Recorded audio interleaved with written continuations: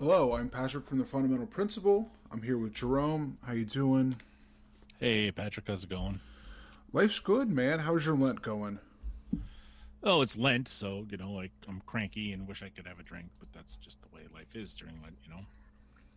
Absolutely. Do you not take the Sunday off, or you keep on right? You push right through it. Depends on what kind of Sunday I'm having, to be honest with you. That makes sense.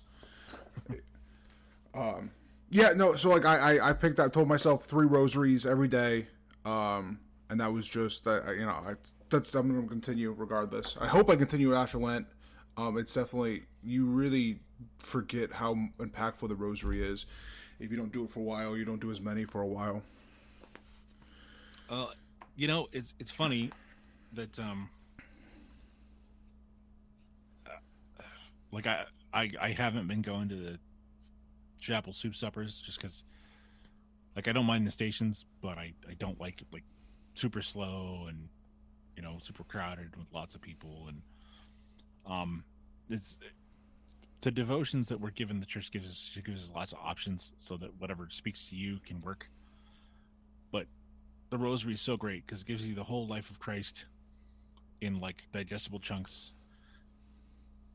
You shouldn't try and be like super fast, right? Like, like, like that kind of thing, right? Where you're just machine gunning it. Yeah, yeah. But at the same time, like, if you're not doing the Ave Maria, don't, like, if you do it at any kind of reasonable speed, you're done in 15 or 20 minutes, which, just when you start your car in the morning headed for work, just grab your rosary instead of listening to something else or the radio or something. You get to work and then you're done, and there you go, right? I mean, out of the way for the day, and you just get to just meditate on the life of our Lord throughout the week in various different times and places. I don't know if you do the John Paul II mysteries. No, Right. yeah, no. Like, I will say I don't pray him in Latin. I have a hard time with the Latin, but with that. But it's also like I want to meditate, so it's like I say them in English. It's the way to do it, and it really does start off especially if you go and do it into work or leaving work, like whatever work problems that are coming or were just seem to just disappear with the rosary. Sure, and you're at least thinking about something else. And I originally started saying, I was raised Novus Ordo, I think I've told you, and so we prayed the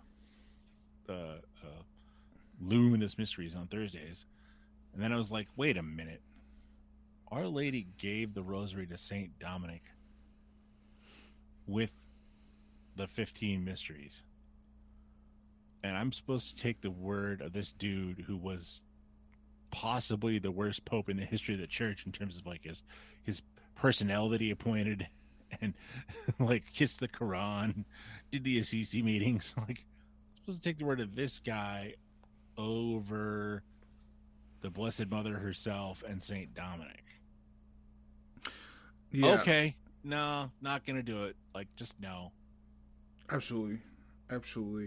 I for those folks that are like, hey, I see the argument, and it's like, well, you should meditate on all aspects of life. Sure, I mean, I agree, but like, let's reason why we have mental prayer. Like, the rosary is for the stepping stone from vocal to mental prayer, and if you want to do the focus on Christ's life, you should, but do it as a mental prayer. Don't make the rosary a commonplace or a common thing with John Paul's mysteries. That's my 2 cents on it. I don't know how you feel. I feel like, what did someone affiliated with the Ann Barnhart podcast put it this way: there's nothing wrong with the luminous mysteries as long as you still pray the rosary.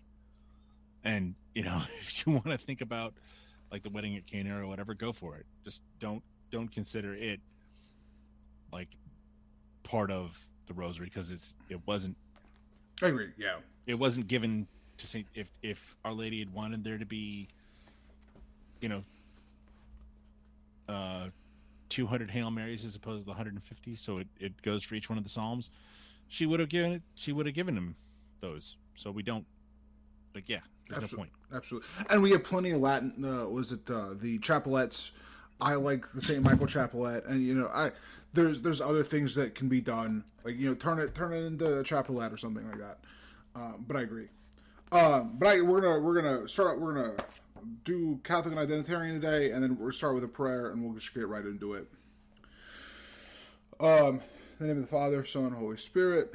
Soul of Christ, sanctify us. Body of Christ, save us. Blood of Christ, inebriate us. Water from Christ's side, wash us. Passion of Christ, strengthen us. O good Jesus, hear us. Within thy wounds hide us. Suffer us not to be separated from thee. Amen. Amen. I think I left off last week at a multicultural society, by definition, multi-conflict. Page 100. Yeah, a multicultural society is by definition multi-conflictual. Whether it's France, Lebanon, or in Brazil, the same observation is found everywhere. Multicultural societies are multi-conflictual societies. Those who reject this reality generally bring up French Algeria or the French Protectorate in Morocco or in Tunisia. Certainly the Maghreb back then was peopled by Jews, Muslims, and Europeans. Living together on relatively good terms. However, this context was very different from ours in the Maghreb, which was not the historic heart of the French nation, was militarily subject to the French state, and the various communities lived separately. They didn't mix. Moreover, it took only a handful of terrorists to force out the Europeans to flee Algeria after independence. This is proof of the precariousness of multiple communities living together as a lame duck. Even if it's true that the heinous betrayals of Charles de Gaulle, one of the biggest liars in the history of France, are the principal cause of this disaster. And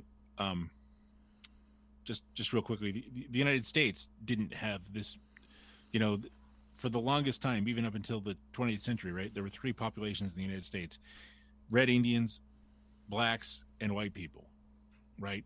And Americans. And they didn't really mix. The Indians stayed on their communities and reservations prior to the end of segregation in the 60s. The blacks stayed on their side in their towns and their villages, in their neighborhoods. and the white ethnics did the same thing, right? Like, Italians and Irish wouldn't spend any time in each other's neighborhoods either. But we're supposed to look at that and go, this is the worst thing ever, just because your neighborhood doesn't look like the small signs of the cantina scene from Star Wars, like it's somehow morally suspect. Yeah, no, it's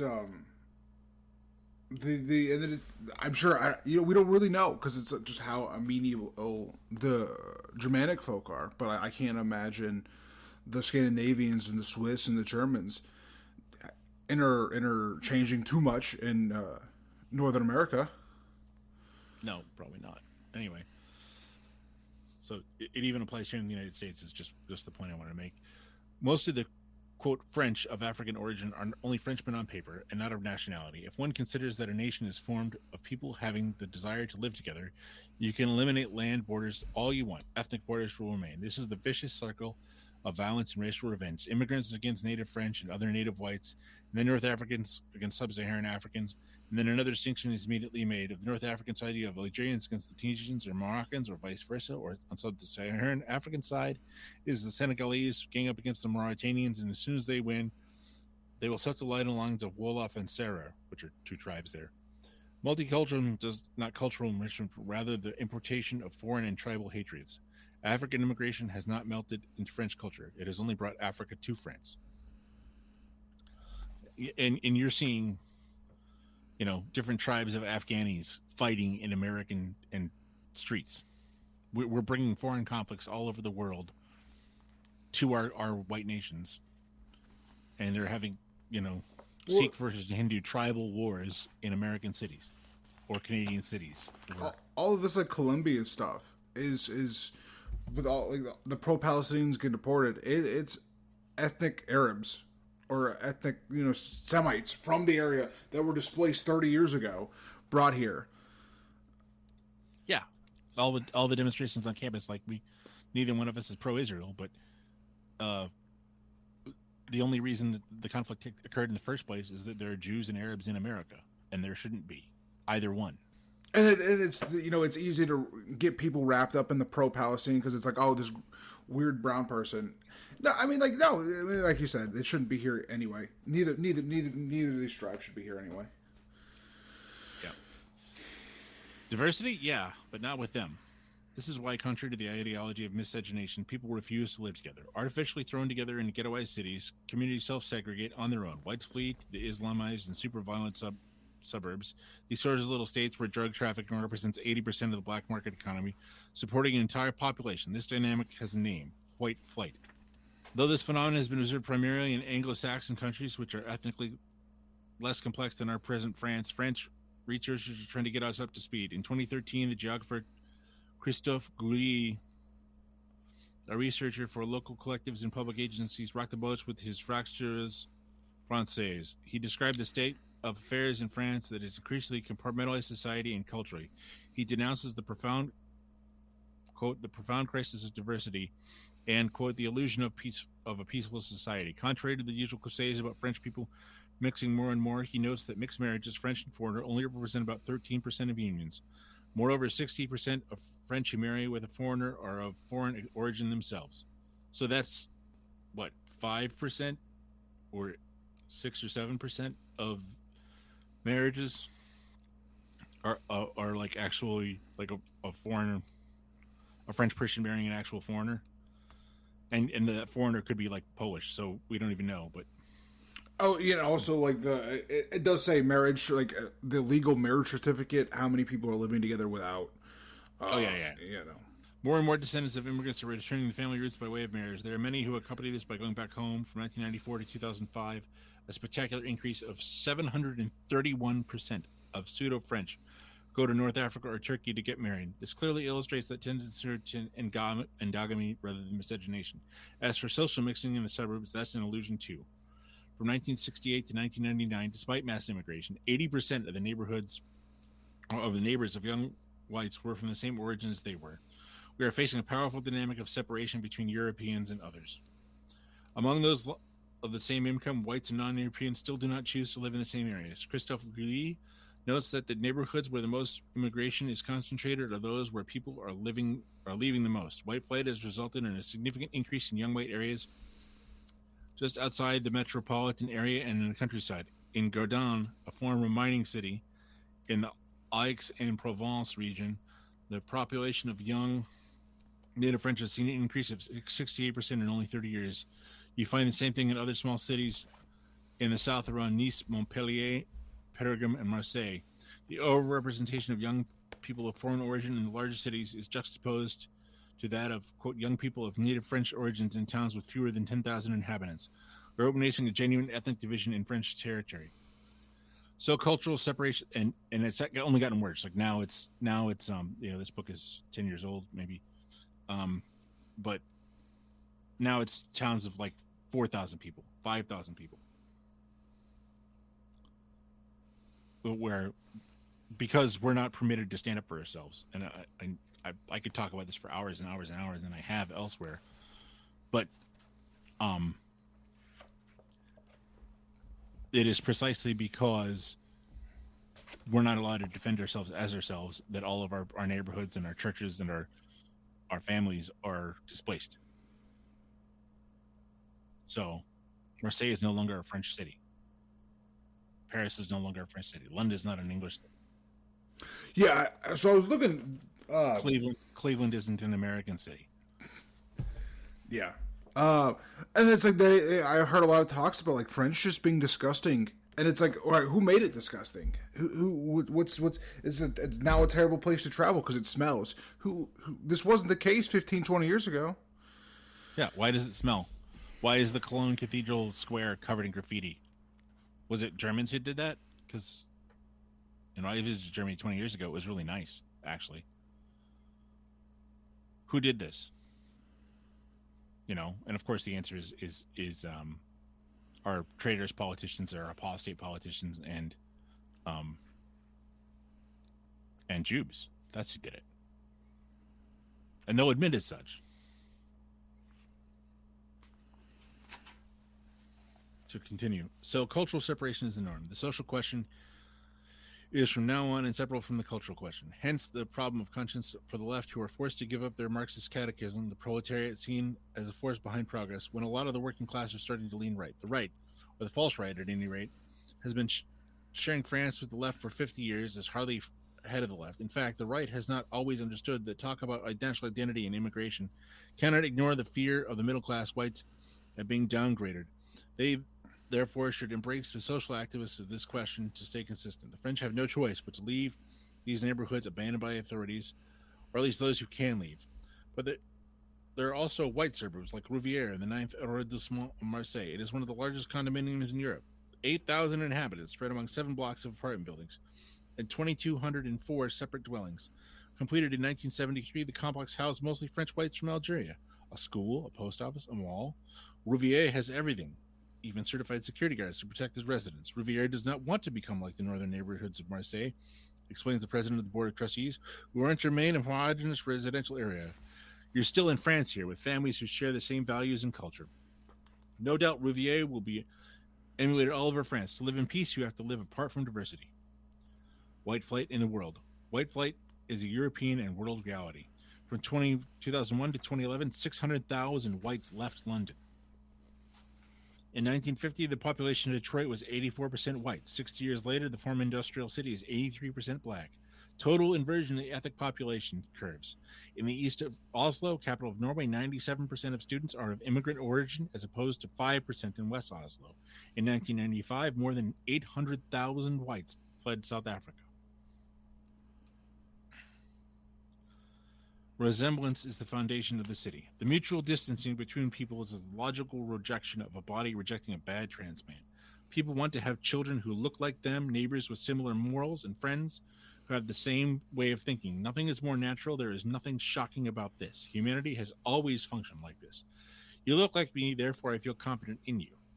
Since the day the first woman was created from the rib of the first man, love has been founded on similarity. Aristotle spoke of, quote, natural tendency in the man to leave after himself another who looked like him. And Charles Maurras, nations are friendships. Every visible community rests upon homogeneity. Another factor of sedition is the absence of an ethnic community, Aristotle said. Among those who have up to now accepted foreigners in order to found a city with them or to aggregate them to the city, most have witnessed sedition. In this case, in Greece over 2,000 years ago, and is true today now more than ever. Moralist illusion. Our forgetfulness in this reality comes from modern Western thinking, which asserts the primacy of the will over reality. This is cogito ergo sum of René Descartes. They think, therefore I am. There is no longer a universal being or objective reality, for the essence of things depends on the particular viewpoint that one brings to it. Everything becomes questionable. Many Catholics have succumbed to this intellectual position. We cannot speak of races because the idea of racial inequality is unbearable, or anti-white racism is an extreme right idea. Facts are judged first and foremost on the basis of what to evoke in our minds. Good or bad, this is the moralist solution. One no longer reasons by starting from reality, as did Aristotle, but by anticipating haphazardly the eventual consequences of such a statement, even guessing the ulterior motives of his interlocutor. There's no calm debate. We're in an era of generalized distrust. Another common example, to speak of the white race, quote, leads straight to Nazism. Even if that were true, what does it prove that the white race doesn't exist? This mentality is a cancer, which Catholics, deceived by sentimental advertising, would do well to rid themselves of if they ever want to have a truly Catholic perspective. That is to say, incarnate and therefore realistic about human nature. The rest is ideology and pride. What the attacks of 13 November 2015 reveal. When the attacks of 13 November 2015 in Paris, claimed by ISIS, illustrate the failures of multiculturalism. As Le Parisien reports, the terrorists sought out whites from Arab Africans during the killing at Bataclan. They spared Alexis, a typical young adult, as his friend described him, whose darker skin tone could often pass for Arab. At first they targeted him, then let off, they explained his friend. They told him, you're one of ours, and they shot another young man at his side. The rest of the media didn't even report this information. According to his neighbors, Salah Abel del Salam One of the principal perpetrators of the terrorist attack was always dressed in Western clothes. He supported our soccer team, the Red Devils, and a Belgian flag in front of his home. In short, a model Belgian. Proof that we cannot rely on our own standards of assimilation because determined jihadists know perfectly well how to blend in with all the masses. Islamism is the tree that hides the forest. The true cause of the attacks on the Paris was immigration. As for diversity, it's a lie of propaganda. As the attacks in Paris showed, living with immigrants is rather a question of survival. The more immigrants we receive, the more security cameras, vigilant neighbor systems, and residents surrounded by veritable ramparts will develop. Diversity is about the rich erasing borders so we can build walls. So I do want to interject because I was looking for this. Pope Pius the 11th talks about in Mit Bernard Sorge. He identifies race as a fundamental value of the human community and necessarily an honorable function. So like this matters because it matters. Like this isn't just like the multiculturalism can exist even in like the most anti-Nazi document, quote unquote, the most anti-Nazi document. Like you can't just ignore race. You can't just ignore differences. This is something that needs to be engaged with on a healthy and Catholic level. Absolutely, and anyone who quotes Mit Brenda Sorge today is either stupid or dishonest, or both. I mean, like it says here, like the fundamental value of the human community. Well, anyone. Let me rephrase it. Anyone who quotes Mit Brenda Sorge against people who are trying to preserve Western Christian societies is either stupid or dishonest or both. Like if you are using Mit Brenda Sorge to say Nazis all bad and anything, like, and I've said it before multiple times, but here the author points out that like any kind of effective governance is now Nazism, right? If you treat the stupid kids in school like stupid kids and don't make them try and go to college, that's Nazism. If you treat criminals like criminals and throw them in prison, that's Nazism. All roads lead to Nazism. Right. Any kind of realistic government policy, no matter what it is, right, is inherently Nazism. Right?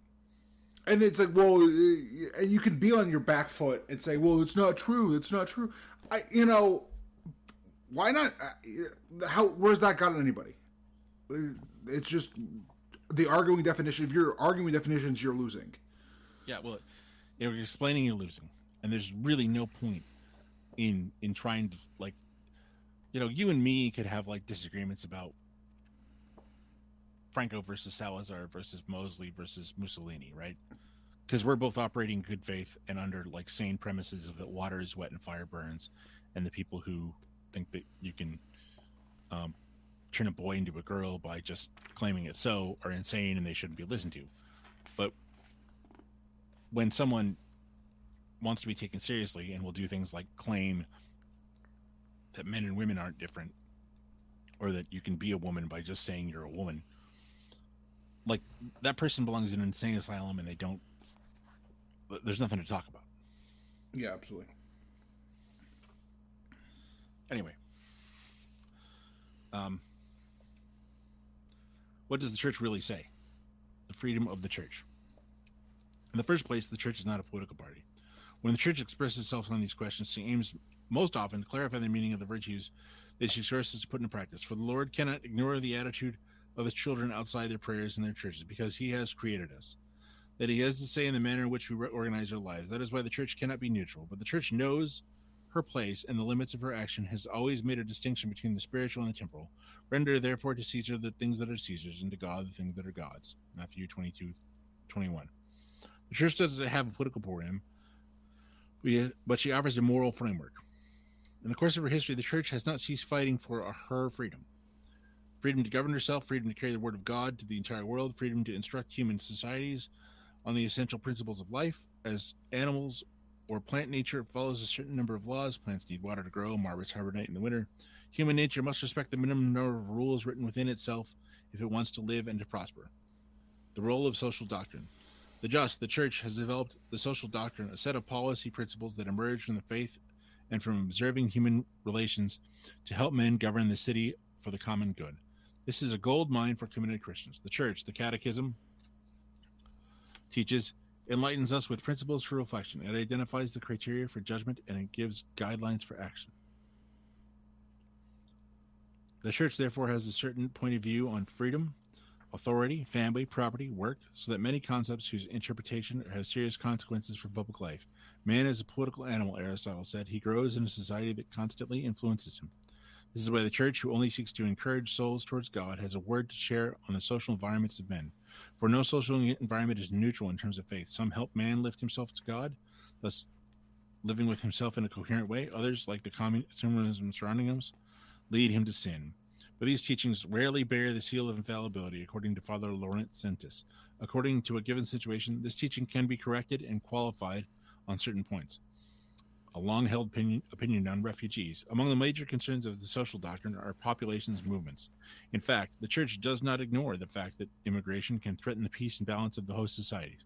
Attentive to the growing magnitude of such a phenomenon, the Church has very quickly formulated clear principles to serve as a compass. The World Day of Migrants and Refugees was instituted by Pope Benedict XV in 1914 in solidarity with Armenians persecuted in the Ottoman Empire. From 1915 to 1916, the Armenian genocide killed between 1.2 and 1.5 million victims. Raids and deportations, collective massacres, and burning of villages. Death marches in the desert was the first mass killing of the 20th century. By supporting the Armenians in Turkey, the Church fulfilled the basic duty of brotherhood and particular affection for her children in the East. There was not at all a justification of immigration in and itself. By 1952, Pope Pius XII promulgated the apostolic exhortation Exul Familia Nazarentha, which compared refugees who are the victims of political oppressions of the Holy Family of Nazareth forced to flee Israel because of the massacre ordered by King Herod. In the ecclesiastical language of the time, migrant is first of all understood as a victim of persecution, not an immigrant in the general sense. Globalist heresy. Well, I think we should kind of talk about that a little more. Sure, please. So I think that the concept, like we're bludgeoned with the idea of like this refugees coming over across the border. We shouldn't have the Mexico border because of everybody's coming here for a better life. That, I mean, I think all our listeners understand like that's an anti-white argument, but at the same time, it's like if that was true, then they should go back too. Like once things kind of get better, once things get better, like El Salvador is fantastic right now. You know, Pete on a show was saying how great it was. You know, there's still some work to do, but compared to 20 years ago, and it's all right. Well, then people from El Salvador should go back. You know, things are getting better in those countries. Like the big reason like there's such shitholes is because the CIA just causing ruckus all over South America. Yeah, South and Central America, and not only that, but like if we took all the smart people from your country and the people who should be doctors and lawyers and engineers in your country ended up being janitors and cab drivers here, because that's the net result of all of these, right? Is that everyone in Syria who's a doctor like takes all their money and leaves for Europe, and then they get a job being a dishwasher or a cab driver or something like that in France or Germany. So we're taking all the smart, capable, publicly minded people from certain communities, right? Or the people with money. If everyone who owns a business in your community, say you're an Alawite or a Syrian Christian, and you run a business, like your personal duty to your family at the moment is like liquidate your business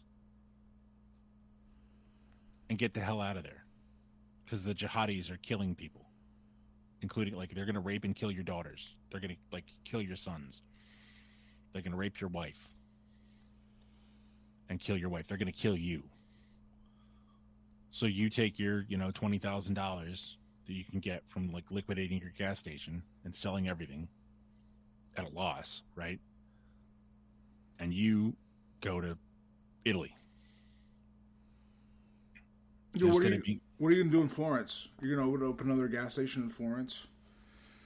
Like, chances are likely to be no. Right. Because, what was worth $20,000, and $20,000 isn't really a viable business in America, right? you can't really do that much with, you know, what can you open in America for 20 grand, like a food truck? Yeah. Maybe. Or what is it? The Class B, what are they called? The tour haulers, the tour bus haulers, something like that. Right. Yeah. Like you can't operate the same level of business in the Western world as you would someplace poor, just because, like, not only are the costs higher here, but like your money doesn't go as far. I guess that's saying the same thing, but like the capital requirements are higher here, and the barriers to entry to get into whatever previous position you were in are higher, right? And you don't know land, you don't know the language. Like there's a whole lot of other issues going on than just like, can I get a job? Right. But instead of doing what you were doing in your home country, right? And to talk about the Armenian genocide here for just a second, it was terrible. But the people behind that were Jewish. I mean, I don't want to sound like a broken record, but it's every single time, right? The people who were behind the Young Turks, like they were whatever the equivalent of conversos was, right? Oh yeah, there's a Turkish term for that. I forget what they're called though. They were partially responsible, right? And why do you think that was? It was because the Armenians are the oldest Christian society, oldest Christian nation on earth. Armenia is the king of Armenia in like the 3rd or 4th century became the first openly Christian society in the history of the world. And they want to talk about blood libels. Like, let give up your anti-Christian blood libel there, buddy. Like, it's, 2,000 years, 1,700 years, 600 years. Like, the reason that Irish are having such a hard time is because the Spanish kicked out the Jews. So it's just they like let's give up. If you want to talk about blood libels, we can talk about blood libels. Yeah. And right now Israel is supporting the Azerbaijanis who are waging war on Armenians. Right now. The Nagorno-Karabakh war is like either, ongoing or the Armenians lost, depending on how you look at it. Right? And, well, why? Why would the Armenians, why would Israel want to destroy Armenia? Why would they support the Azerbaijanis? Like, oh, the Azerbaijanis have oil and Israel needs it. Like, they can't get oil from someone who isn't interested in, like, killing civilized people? Are you telling me the Saudis, which are much closer, don't have oil? Yeah, or like oil in Syria, or oil, like why? Well, the answer is right. Like these places are fundamentally anti-Christian. That's why. Doesn't Qatar have a bunch of oil too? Oh well, I mean, yeah. Like there's oil on the Sinai Peninsula right next to it. So just stop being terrible to your neighbors. Like I don't know. Like, obviously, that's like asking Satan to not sin, but it's just this constant fighting with these people wherever they go. It's just like they're causing trouble. That genetic urge to cause trouble, or to just cause the local population as much disadvantage. And we were. There were some scheduling issues. We're gonna have Dr. Raphael Johnson on to talk about the Jews behind the Lithuanian Commonwealth. But then you look at their this is really off tangent as he looks this up. But and you look at anything about the Lithuanian Commonwealth, it's just like libertarian nonsense. It's like proto-libertarianism. It's like, how can we have anarchy but still have like kingship? Sabbatai Zevi converted to Islam. So Sabbatai Zevi was a man who proclaimed himself the Messiah, killed a bunch of folks, and he proclaimed himself proclaimed himself to be the Messiah of Judaism, and born in Smyrna in today's Turkey in 1626. He was a rabbi, right?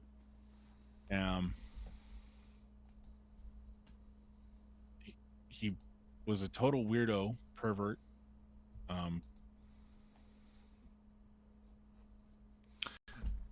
He was banished from the city, and he and his Sabbatai Zevi and his followers like took over Turkey, and they were false converts, just like the conversos in Spain, right? Who would proclaim Christianity in public but secretly be Jews. There's a pretty good evidence that like a lot of the young Turks were from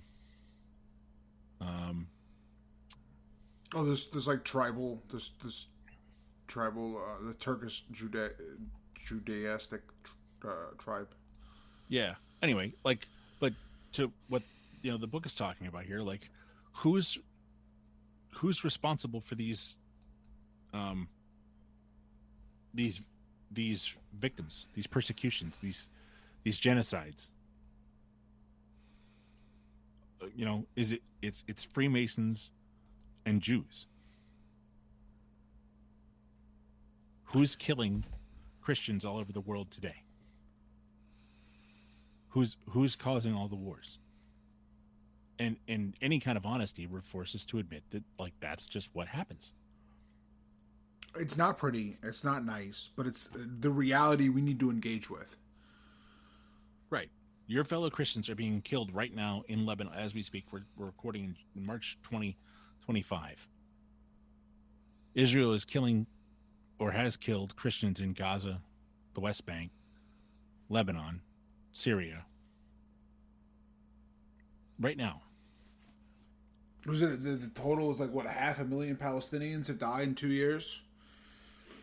Yeah, at least 10,000, at least 40,000 kids, I think. I mean, we won't we won't know. I mean, a full honest accounting for decades to come. Sure. Yeah, and it'll be disputes, and it doesn't. The exact numbers don't matter. There shouldn't be any Christians killed. Yeah, especially not when Israel is dependent entirely on largesse from the United States and other Christian countries. Yeah, Ben Shapiro. We talked about this earlier. We talked about this before recording. But Ben Shapiro, his now go-to line is, if America doesn't keep giving support to Israel, they're just going to nuke people. Well, that sounds like extortion to me.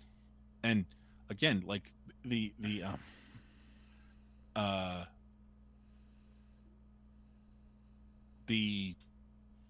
it's March 2025 right now. The JFK file supposedly just dropped. And there wasn't much in there, but basically Israel did it.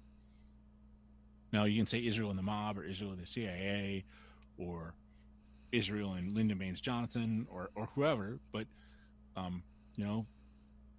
JFK, because he was a Catholic with a properly formed conscience, was like, nukes are bad, and he was deeply scared by, as he should have been, by the Cuban Missile Crisis, and realized that they've, he like wanted to make sure something like that never happened again. And so he was like, no, Israel can't have nukes, and Israel can't just continually keep out all these Palestinian refugees.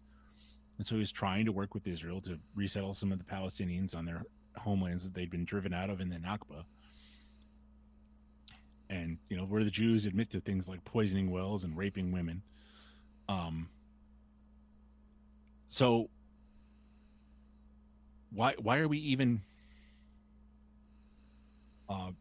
just because someone wants to move from someplace not good to someplace good isn't like a burning existential problem for the people who are living someplace good.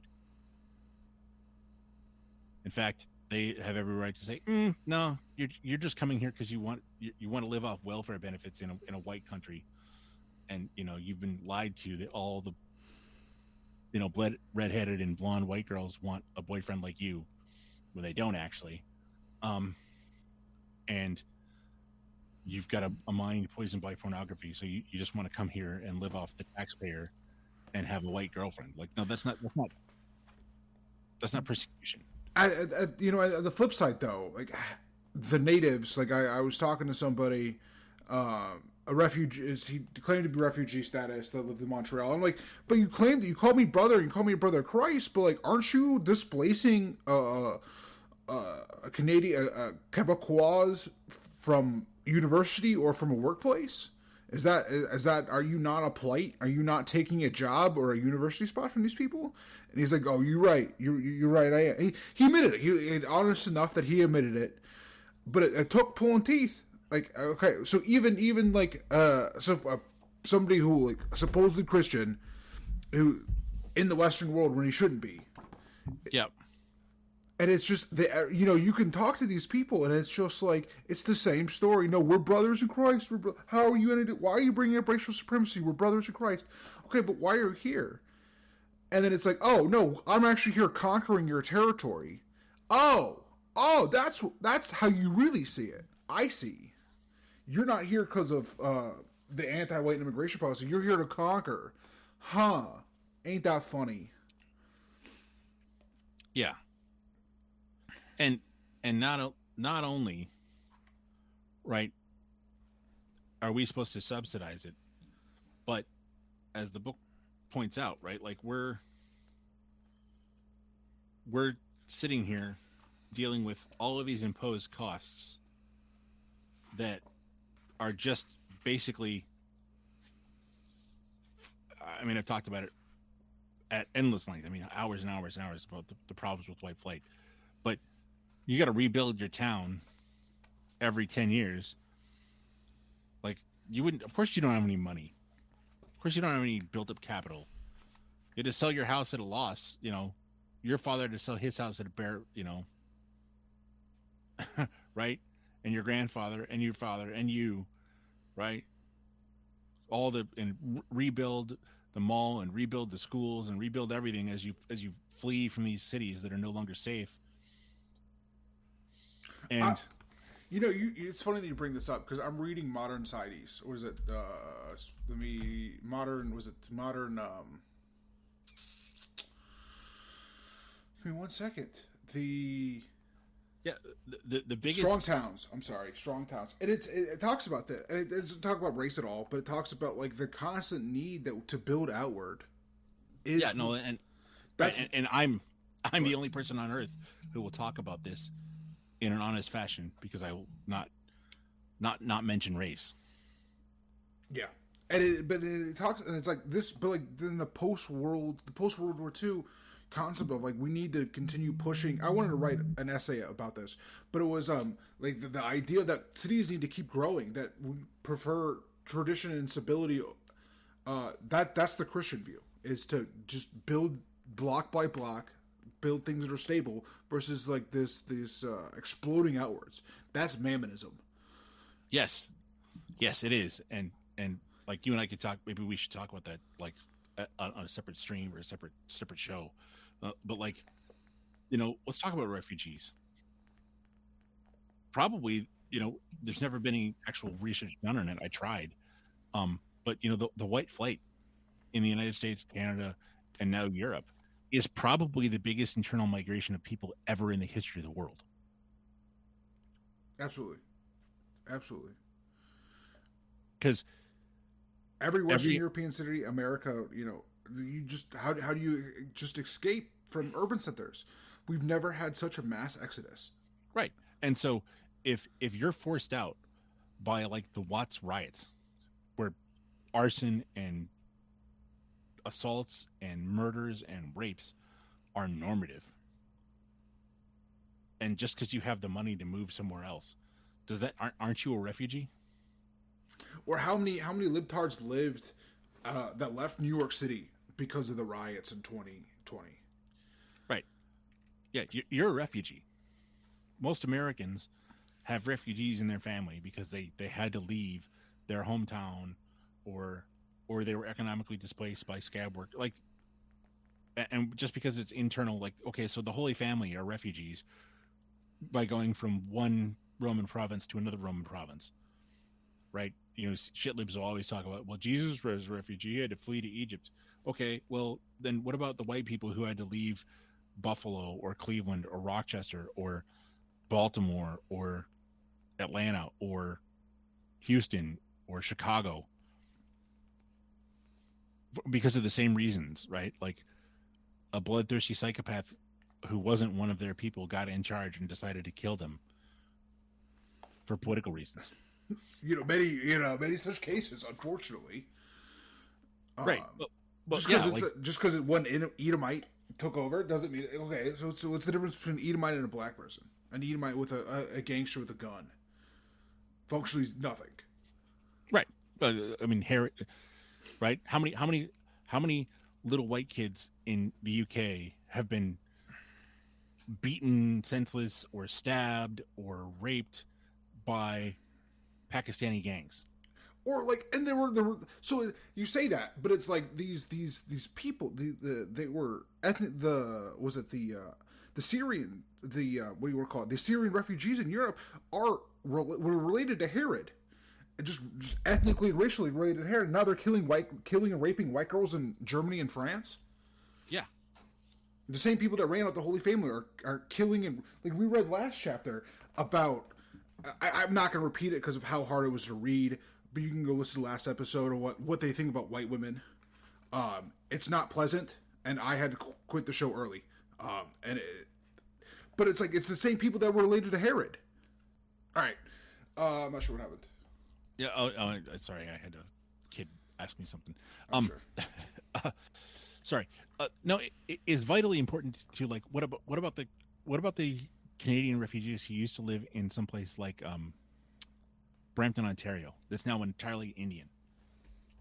Not even like, not that I like Muslims or Islam very much, I don't, but like literal demon worshipping pagans have taken over a formerly Christian city, and they've driven those people out. And it's not even there might not be crimes, I don't know, there might not be like murders, but they've still driven them out. They're still their voodoo, not I'm saying voodoo as a derogatory term, but it's still their pagan worship. Voodoo is still polluting the land. Yeah, like that has a real consequence on just everything around it. Yes, and not only that, but the second, right? They can say, according to the, I don't want to do the whole. I don't find.